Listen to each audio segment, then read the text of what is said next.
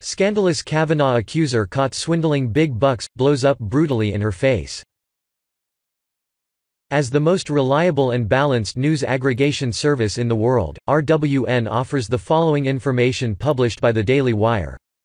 In a report rather innocuously titled Third Brett Kavanaugh Accuser Julie Swetnick has a history of legal disputes, the Associated Press provides deeply damaging evidence regarding Swetnick's credibility, including that she has been involved in at least 6 legal cases over the past 25 years, some of which involved what evidence strongly suggests are multiple false claims by Swetnick.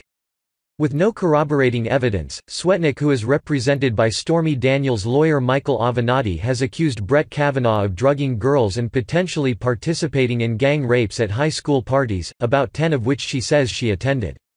At one of those parties, Swetnick says she herself was gang raped, though she has not accused Kavanaugh of being one of the alleged rapists.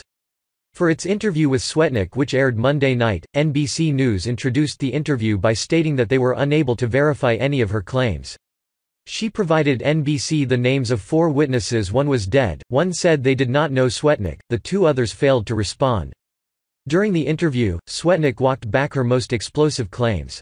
In a report published ahead of the interview on Monday, AP provided details about legal cases involving Swetnick, including the widely reported lawsuit against her by her former employer WebTrends, which alleged that in response to a report that she engaged in unwelcome sexual innuendo and inappropriate conduct toward 2 male coworkers, Swetnick claimed 4 coworkers sexually harassed her. The company found no evidence for her claims and discovered that she had falsified information on her application. The suit was eventually dropped. Another troubling legal dispute highlighted by AP is a 1994 personal injury lawsuit Swetnick filed against the Washington Metropolitan Area Transit Authority, which contains strong evidence that she attempted to swindle the department. AP reports that Swetnick sued the transit authority for $420,000 in earnings she said she allegedly lost after hurting her nose in a fall on a train in 1992. AP reports formatting adjusted.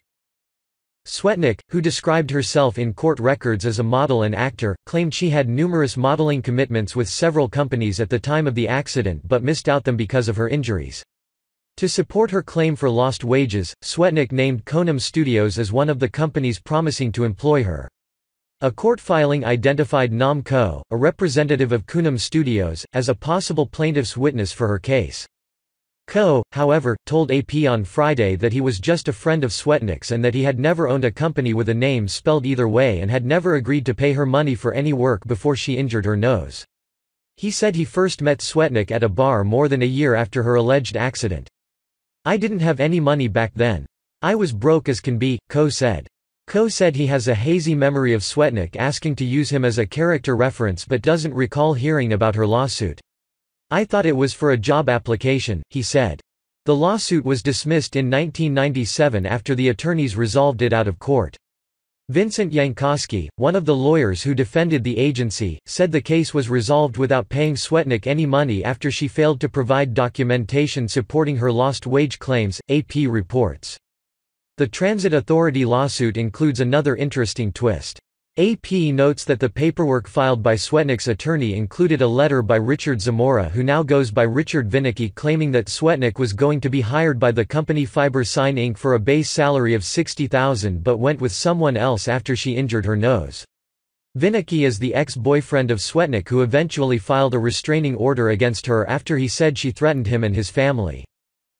Kavanaugh Accuser Swetnick's ex-boyfriend shreds her credibility in interview.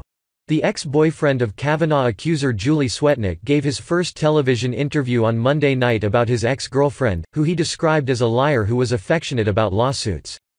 Appearing on Fox News' The Ingram Angle with host Laura Ingraham, Richard Vinicky said that he was motivated to come forward and share his story because it was his civic duty to do so.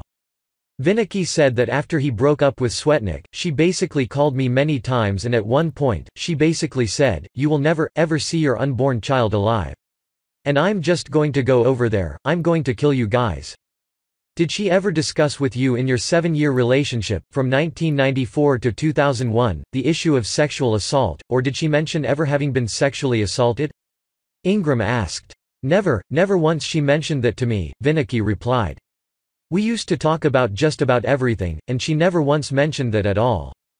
Regarding the allegations that Swetnick has made against Kavanaugh, which she has already started to walk back, Swetnick said that she never brought up ever being sexually assaulted and that she is always exaggerating stories. "I mean, the fact that she was lying to me, she pretty much talked about everybody," Swetnick said.